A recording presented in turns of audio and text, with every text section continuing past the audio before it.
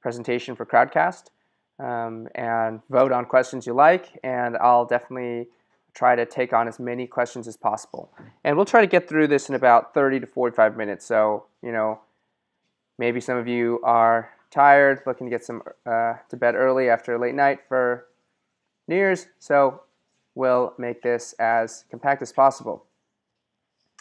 All right, so take 2017 by the horns. I'm inspired to do this. I remember, I think it was either in 2010, 2009 or 2010, I was living in San Francisco, and an author that I really respect, Daniel Pink, he's the author of To Sell is Human, Drive, and A Whole New Mind, and he was the former chief speechwriter for Al Gore. He did a webinar for his audience, and I dialed into it. And I just remember thinking, this is so cool. It's New Year's Day, the first day of the year, and here I am, dialed into this webinar where I'm learning new things, thinking about new stuff, and just a great way to start off the year. So I was feeling like there was an opportunity for me to do that today, and so here we are. So thanks all of you for joining me on this call. This is the first time I've done something like this for my readership. So if you like this, let me know, and maybe I'll do more of them in the future. All right, so what are we going to be talking about? Whoops. So here's the agenda. 5 themes for 2017. I'm going to talk about 5 things that I'm looking out for. I'm not calling these predictions or anything like that. They're just 5 things that are on my mind. Maybe they'd be interesting for you as well, and things to keep watching out for. Next, I'm going to be talking about how to play by your strengths. I think this is super important and a crucial skill for any high performer, and it's something that I've continually worked on reinforcing for myself, and I'm excited to share that with you today. Next, we're going to talk a little bit about how you might want to do a life audit or a 2017 reflection. So both looking back at 2016, the year that was, and then looking ahead to 2017, how do you make the most of it? This isn't so much about New Year's resolutions, because I don't really think that the format of New Year's resolutions works, but it is about, how do we take this opportunity of the beginning of the year to, reset, think about what we really want to achieve, and get after it. I'll talk a little bit about some of my upcoming projects, which I'm excited to share with you. Hopefully you'll find them cool. And finally, we'll get to that Q&A, and we'll answer as many questions as possible in the time we have. Cool. So let's get started. 5 themes for 2017. Like I said, these are things that I'm watching out for, that I think are interesting, that I think are worth paying attention to. They're by no means the most important issues that are happening, and depending on your world, you may or may not care so much about them. But here they are from me. First thing is backlash to Trump. Look, I'm not gonna lie. I was disappointed about the election. I voted for Hillary Clinton. I thought that she was a better candidate. I don't think Trump is qualified to be president. I don't think he has what it takes to do a good job. And I think that over time, more and more Americans are going to see that. This is Joe Walsh. He was the same guy who said that if Trump lost the election, that he's going to be grabbing his musket and fighting for freedom. And as he says here, the fact that Russia has been involved in our elections to such a degree is shocking to him, and he'd be pissed off. If he found out it was true, he'd be pissed off and he'd want something to be done. And, a significant number of intelligence agencies, both the FBI and either the CIA or the NSA, have come together to make a joint statement that they believe that Russia has interfered with our elections. So this is pretty serious stuff. And I think that this tweet comes from a site called TrumpGrets.com, and it's a Tumblr where I don't know who this person is, but they're just documenting people who are upset about something that Trump is doing now that he's president-elect, and starting to appoint people and starting to, attempt to lead. And I think that more and more people are going to see just how dangerous of a person he really is. So that leads to the second point, which is I think that we're going to see a huge amount of civic engagement coming out of the tech and design communities.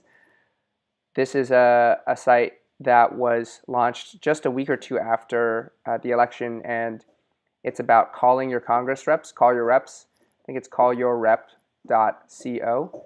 And two of these different sites launched within a month after Trump being elected.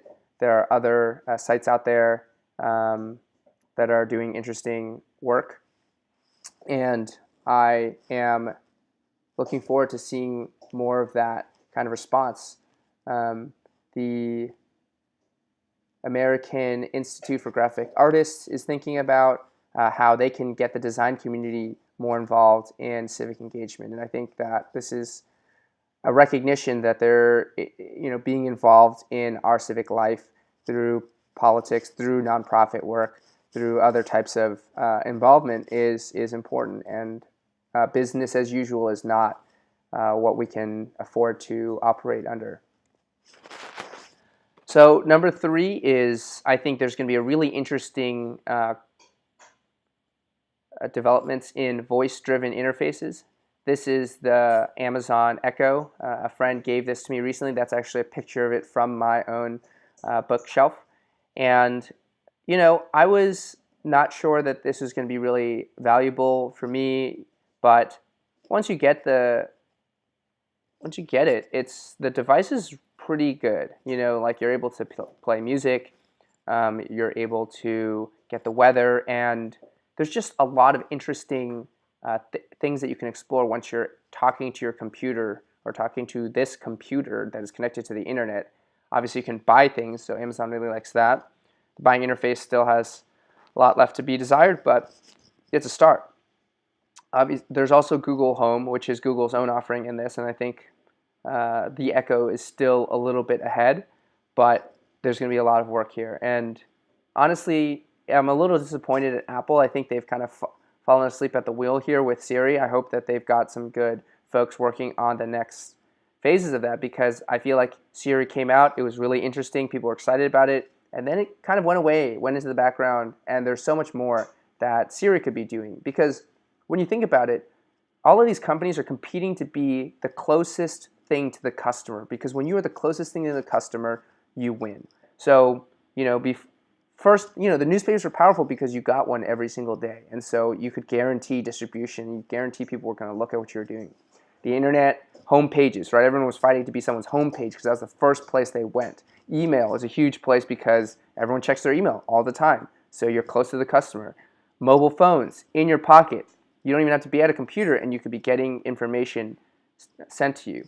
And when you think about a voice interface, that's even faster than a phone, because you don't even have to pull out your phone to start talking to a computer and start getting things taken care of. And if you get cut out, if Apple, or Google or whoever the apps that you're generating, if you have a voice activated app, it's even faster than anything else that you could be using. So I think this is going to be really interesting. It's going to tie into Internet of Things. It's going to really help make Internet of Things a more compelling, smart lighting, smart home. All of this stuff is going to come through these voice-generated driven interfaces. Recruiting diverse talent. This is a website called getledbetter.co. Maybe .co or maybe .com, I'm not sure. It's a gender equality index. So it's actually looking at companies and brands and looking at the number of women who are in their executive leadership and in their board of directors. And I'm proud to say that Etsy is really up there. It really has a strong showing. I think this is just one part of the process. People are really recognizing that diversity makes a huge difference in terms of the productivity and output of an organization. Harvard Business Review published or wrote about this, where they talked about some research being done where they had diverse teams and teams that were less diverse try to solve problems. And the teams that were less diverse, in this case, it meant that people from the same frat or the same sorority versus people who had a mixed group of different frats and different women in different sororities trying to solve the puzzles. The groups that were more diverse solved more puzzles, solved them faster, did better on the challenge. But they rated the experience as worse, meaning that they didn't think they did as well. They felt more conflict, and yeah, there was more conflict. Not everyone's thinking the same way, but the outcome is better. And so you're going to see this. Like, companies are going to recognize that this isn't just about feels good, looks good, but it's about drives results. And this is going to get more serious in 2017. That's what I think. Finally, automation and AI. So this is a screenshot from Tesla's website for the Autopilot. The Autopilot is Tesla's self-driving car mechanism, and there are already 90,000 cars on the road today, 90,000 Teslas that have Autopilot installed and ready to go. And they've driven over 140 million miles so far. So that's pretty incredible, and that's just the beginning.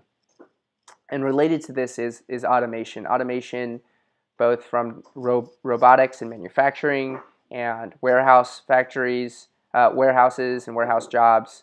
I mean, it's crazy, right? Amazon bought a company called Kiva in 2012, paid $775 million for it. They now have 30,000 of these robots in their warehouses, which they estimate have shaved 20% off their operating expenses. 20% off of like several $billion. It's huge. And robots just get smarter, they get faster, they get better. And it's going to be difficult for the average American worker who is working at a warehouse. What's going to happen to them when their job is displaced? You know, what's going to happen to the American manufacturer when their job is replaced by robots? You know, I think this is a challenge that a lot of people are feeling, a lot of people who may have voted for Trump. And you know, they're going to realize that Trump isn't going to save them, that there is going to be real outcomes coming from technology, that, you know, it's not about policy, it's not about the government, it's about the changing way that work is being done, and we all have to face it. You know, every person who is involved in technology has to recognize that they're participating in the changing workforce and the changing economy. We're all going to grapple with this. Finally, this is an extra bonus, number 6. Obviously, I have to plug my employer, Etsy. I can't tell you any of the details really, but 2017 is going to be a big year for Etsy. I think we're going to see a lot of really cool things coming out of our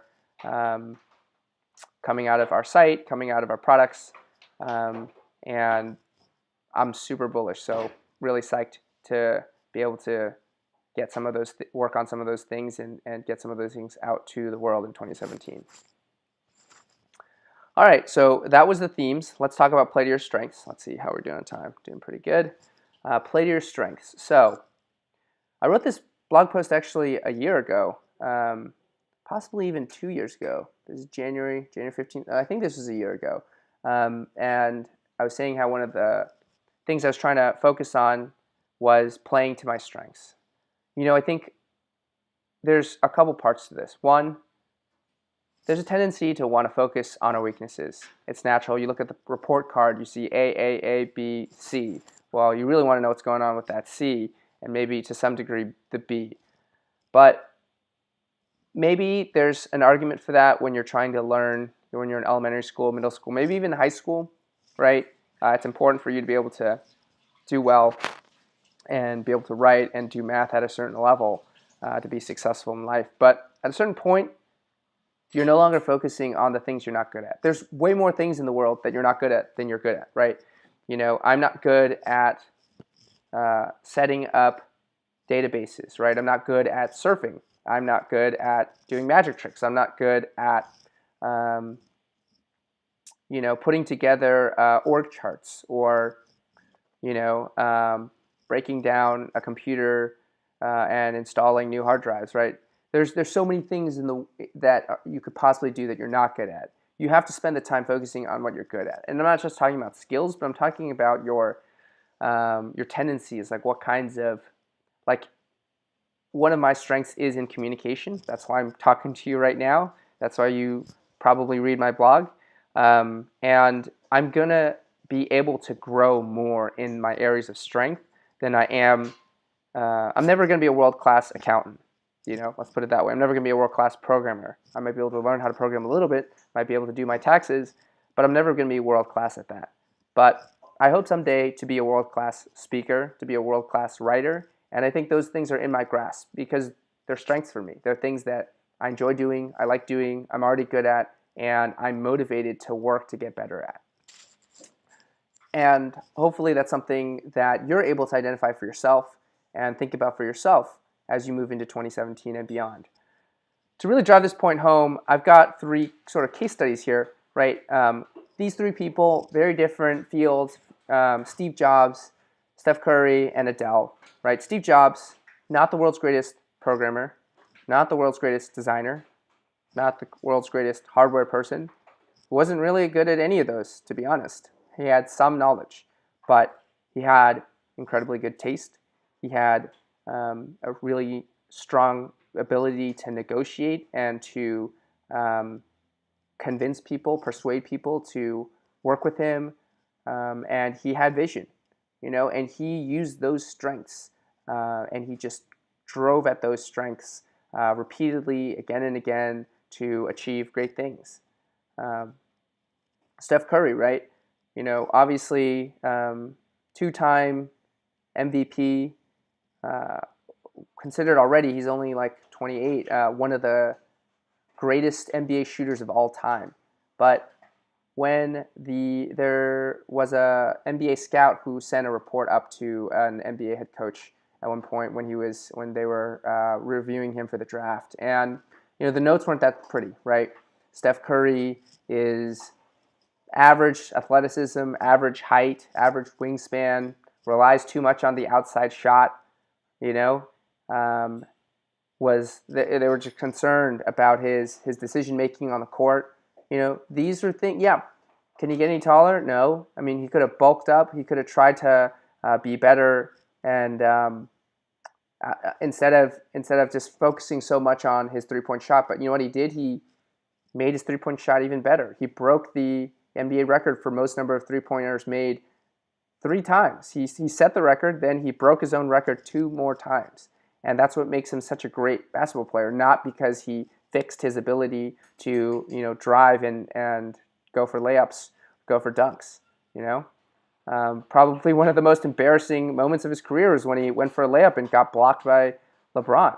Layups are not his thing. I mean, he can do them, and that's fine, but that's not why he's the MVP, 2-time MVP.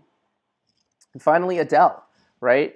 Adele has an amazing voice, and she really works that. And she's had, a tough relationship, or, seems to have had a lot of heartache from someone that she was once with. And basically all their songs are about this relationship. They're sad, they're soulful, they're melancholy, right? She is not the prototypical pop star, right? If she was on America's Got Talent, what would they say? They would say, look, you need to lose 20 pounds, you're going to learn how to dance, you're going to get in these like crazy skin tight suits, we might put you on a lip sync, we don't really care, but that's what it takes to be a pop star. But she was not going to play by that, right? She was going to play by her own rules, she was going to work on her own strengths, and that's why she's so successful. So if you're thinking about what's next, one thing, there's 2 ways that you can, there are many ways, but 2 ways that I'll talk about for understanding your own strengths. One is to literally ask the people around you, do like a 360 review at work, or to email some people who you've known for a long time and just ask them, look, it's 2017, I'm trying to plan ahead for the year.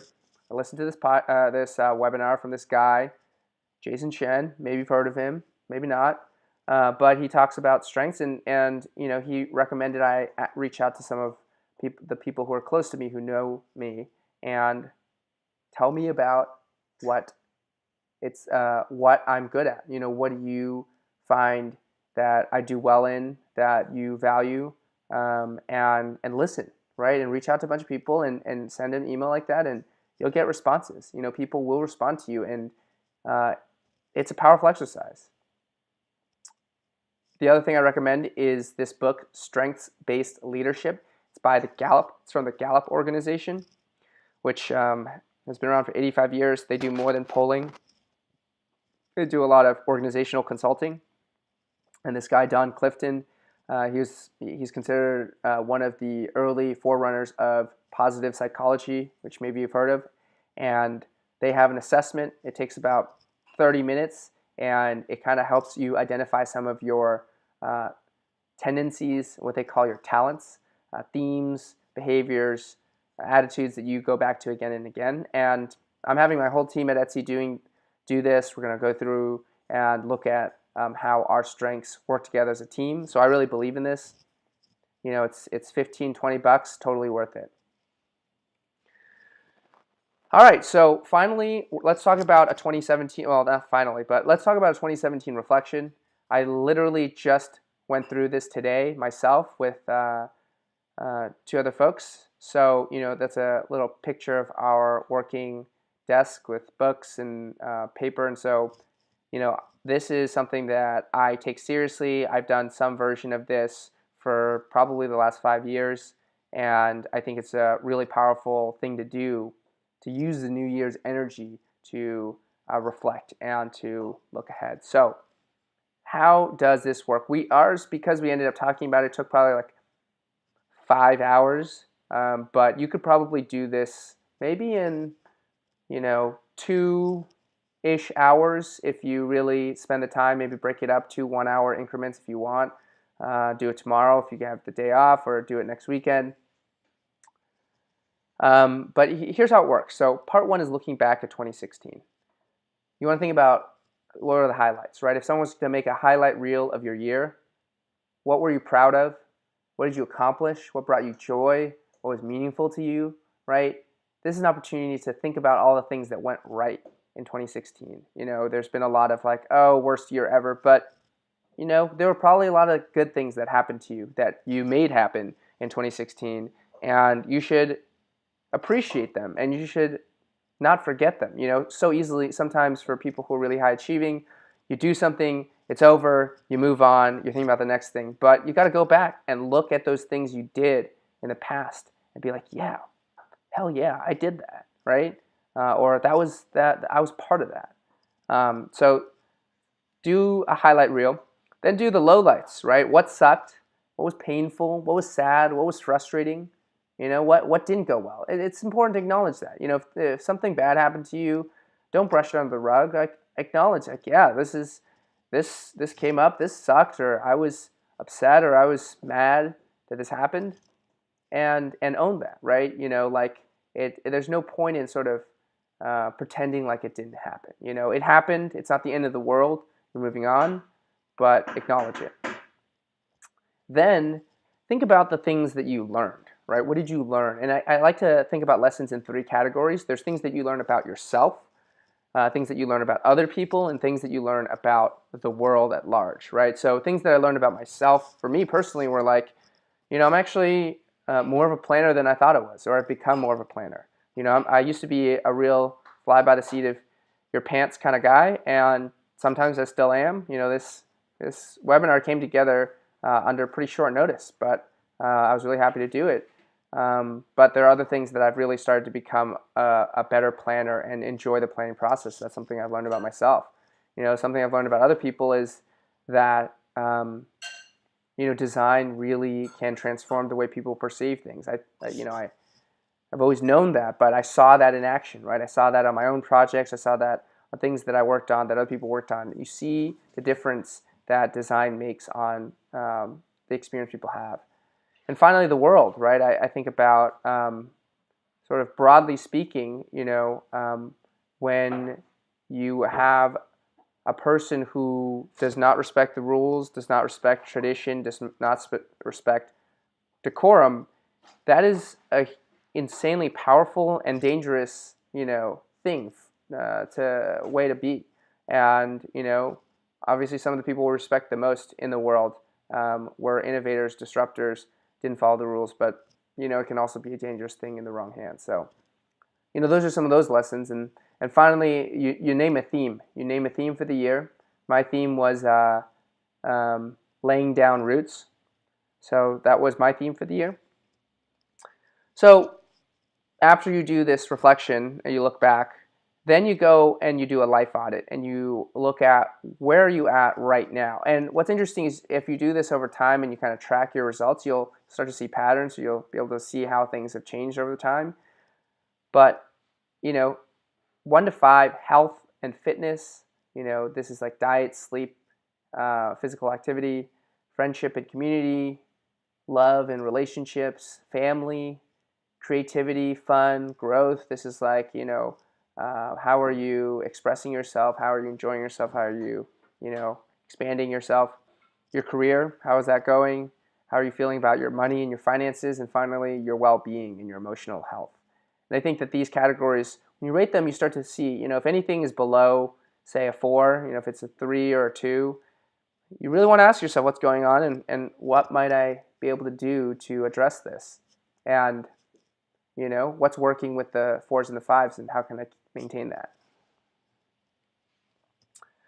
So finally, you go through, you do the reflection, you do the audit, and finally you look ahead and you think about, I like to bucket goals and sort of future plans into 3 categories. What do you want to do? Meaning, what do you want to accomplish?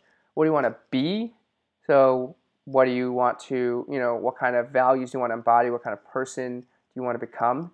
And finally, what do you want to contribute? What do you want to give back? How do you want to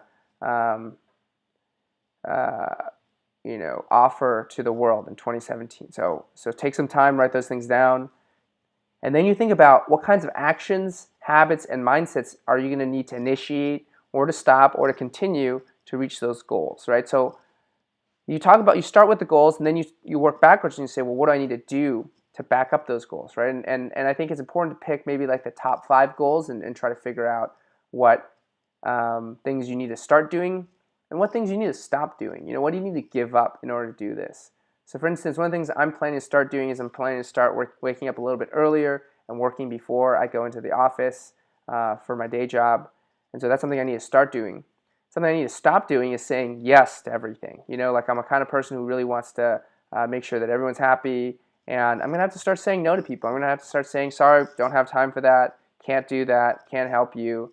And that's the only way I'm going to be able to achieve all the things I want to achieve in 2017. So think about that, right? And then finally, give a name for your year, for the 2017 year. My theme for 2017 is Eyes on the Prize. Okay, so I think themes are interesting to help you remind you of what you're trying to do. Prioritizing those goals reminds you of what you are trying to do, and thinking about actions and habits and mindsets, not just one-time things that need to happen, but how do you develop the habit to make something successful? So those are a quick pass through of the 2017 reflection that I did this year and that I encourage you to check out. And if you do, let me know how it goes. Reach out to me, jason@jasonshen.com. Love to hear more about it. Or if you have questions, again, let me know. Okay, so next up, let me tell you briefly about some upcoming projects that I'm working on, and I might be asking a little bit for your input here. So the first thing is Ship Your Side Project. I started this with my partner, Amanda Ping Bodipakia. We are now on our 3rd cohort. We ran a cohort in January of 2016. We ran a 2nd cohort in the fall, in October of 2016, and now January 2017, we're running the 3rd cohort. I'm doing a separate webinar on Ship Your Side Project round 3, but the highlights are that we have revamped the curriculum, so that's much more of a focus on even things like idea selection and naming and branding your concept, as well as figuring out how to launch and promote. These are things that I realized after going through the last 2 rounds. People are interested in this, so I really want to bring that curriculum to the forefront. We're also setting up a Slack group so that people can be actively engaged with each other during the process, and we're introducing a 3-tiered system where we're going to have a $100 option that's just the videos, no community, a $300 option that's includes the community and the live calls every week with the curriculum, and then there's a $600 option that's offers more one-on-one time with me and Amanda so that you get some real sort of private coaching on your project. So stay tuned for that, shipyoursideproject.com for more info. I'm doing a live webinar to kind of talk through some of these things in detail in this coming Saturday. So excited about that. This second thing, play by your own rules.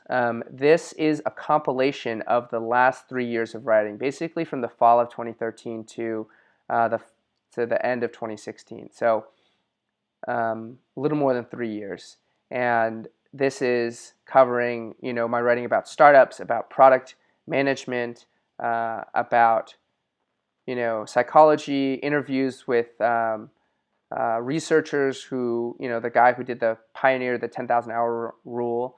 And I include, an introduction and a author's notes that I have on every single article that kind of gives more background and context to each piece and how it sort of ties in. The broader thesis is just that, if we're going to be successful, we have to not just copy what everyone else is doing, not just go to Fast Company or Harvard Business Review and follow what they're doing, but really understand how the world really works for ourselves, not just what somebody else says the world is, and to find a path that's your own.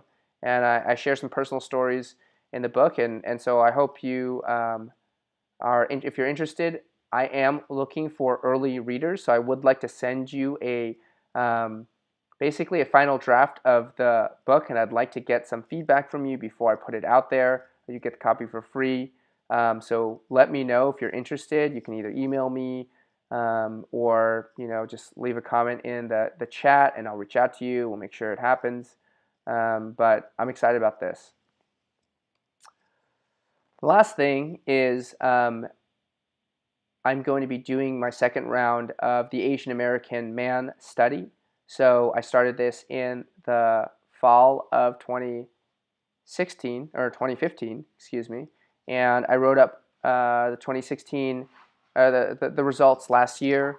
We had 350 Asian men take the study last year, and we had a little bit more this year take the study. We had some new questions. A sneak peek at some of the answers is I asked all these respondents who are East, Southeast Asian, and South Asian men, and I asked them to tell me what Asian American man they most admire. And the number one person they said was Bruce Lee. Not a huge surprise, but also, man's been dead for 30 years, so it's sad that we don't have anybody else. Number two was my father, my dad, or maybe my grandfather. So that's a family member. And then the last person was nobody, or I couldn't think of anybody, which I think is pretty sad. There's also some positive things in the study, and I think the point of the study is to really start a conversation about this. So this is something I'm passionate about. I hope you, even if you're not an Asian American man, you can understand that we're probably one of the most underrepresented groups in media, and I'm passionate about this, and I hope you find it interesting too. So that's going to be coming out later in the year. Woo! All right, it's 9:38, and we got through what we wanted to get through. Now I'd love to turn it over and do some Q&A with you all and see what you had to say. So I'm going to go and check it out. If you haven't asked a question already, why don't you go in there, pop in there, and vote on some questions, ask some questions, and we'll take a look.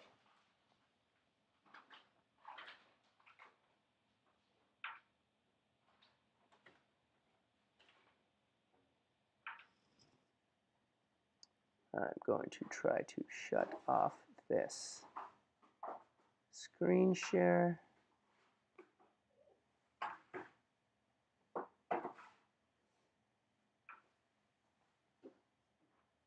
Here we go. All right, let's see. So got 7 active viewers here. Thanks for sticking it out.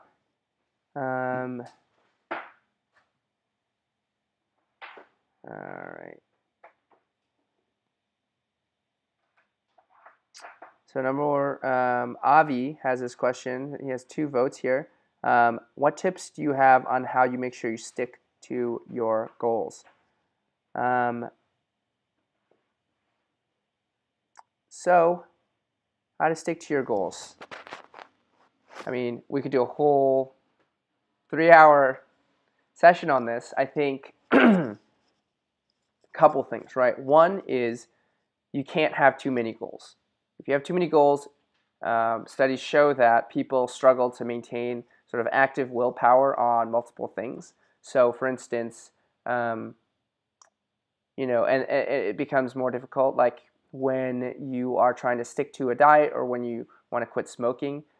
When something stressful happens, people are obviously more likely to fall fall down on their new habit. And so it's similar with goals. If you have too many, you're stretched too thin, and it's just nothing's going to happen. So sometimes people want to do a laundry list of resolutions, it makes them feel good, but you got to think about the rest of your life, right? Sometimes it's like, oh, if I only have one goal or I only have a couple of goals, am I really going to be able to? Is that even exciting? But you have to realize that if you have to pick goals that are exciting for you, and that you would be really psyched if they happened.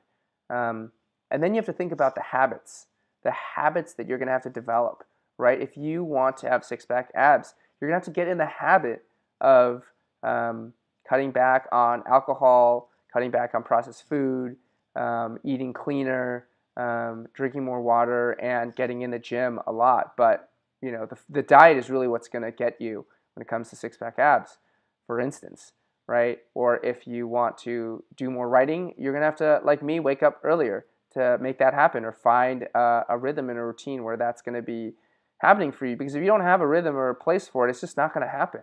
You're going to think about it, you're going to think about this goal, and nothing's going to happen. So once you have your goal and once you have a limited set of goals, think about the habits you need to make those goals a reality.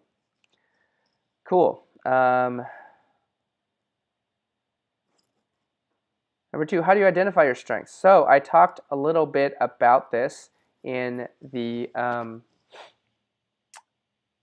session where I talked about one is asking the people around you who have worked with you, who know you well, and to have them tell you about about the things that they see as your strengths, right? Another way to do this is to look back at like things you did when you were young, right? What were you excited about? What were you drawn to? Think about the things that other people compliment you on that you're like, oh, you're so good at, who's this person? Nuvik, you're so good at blank, right? What does your family say? What do your coworkers say? What are people trying to get your advice on? Try to mine through those, think through those things that that can help you as well. And then finally, the Strength Finders test is it's not a panacea. It's not going to blow you away, but I think it's they've done a lot of research. It's been completed by over 10 million people, and they've really worked to make it as accurate as possible and repeatable. And it's going to give you some good insight to where you have opportunities to demonstrate strength. All right. If a life event keeps you from sticking to your goals, how do you recover? Great question, Stavros. This is bound to happen, right? We all know that life is messy, life is complicated, weird things happen, and you have to, one, sort of, I don't want to say plan for it, but be ready for it. Recognize that it might happen, it's likely to happen. So that helps you see it as not like, oh no, everything's going perfectly until this thing happened, I had to stay late at work, or I went to a wedding and drank too much, or whatever the case might be. You got really sick for a while and then you got off track. So expect it. Part two is to have a backup, to have a recovery plan. So if you know that you're trying to cut back on drinking, and then you go to a wedding and you drink too much, or for whatever reason something happens, have a recovery plan, right? The next day, bring a water bottle with you and just drink only water that day, right? And then go to the gym in the evening and do a 45-minute cardio workout, right? Whatever, it doesn't have to be that. But the point is, have a recovery plan so that you know how to get yourself back on track, right? Don't beat yourself up over it. So that's part three, is don't beat yourself up over it, because when you get guilty, then then you just feel bad, and when you feel bad, you want to punish yourself. When you punish yourself, typically it's not in ways that are like positive. So you can't get upset about yourself because it's just not productive. It just isn't. You have to let it go. You have to say everyone makes mistakes. There's no way that anybody gets anything done without sort of falling short here and there, and just have that backup plan and then get back in the game. And recognize that that might happen a couple of times, and not to get discouraged, right? The fact is, pretty much everything that I've accomplished in life took longer than I thought it would take, but at the end of the day, it was still worth it. So if I quit trying, then I would never get it, and that's worse. So, have patience, recognize it might take longer, just keep at it. All right, I think those are all the questions that I've seen. So thank you so much. We're at 9:45. This is perfect timing. It's been great to be on here with you. I hope you found this valuable. Let me know if you end up doing a life reflection. And I'm going to be reaching out to folks. Some of the folks seem to be interested in reviewing the book, and so I will send out details for that. Thanks, Avi. Thanks, Mario. Thanks, Stavros, Seth. Who else was here? Let's say all your names. Grace, Brian, Aubrey, Nuvik. Yes, got you. Have a wonderful evening. I hope your 2017 is totally kick-ass, and I'm sure we'll be in touch again about something soon. Take care.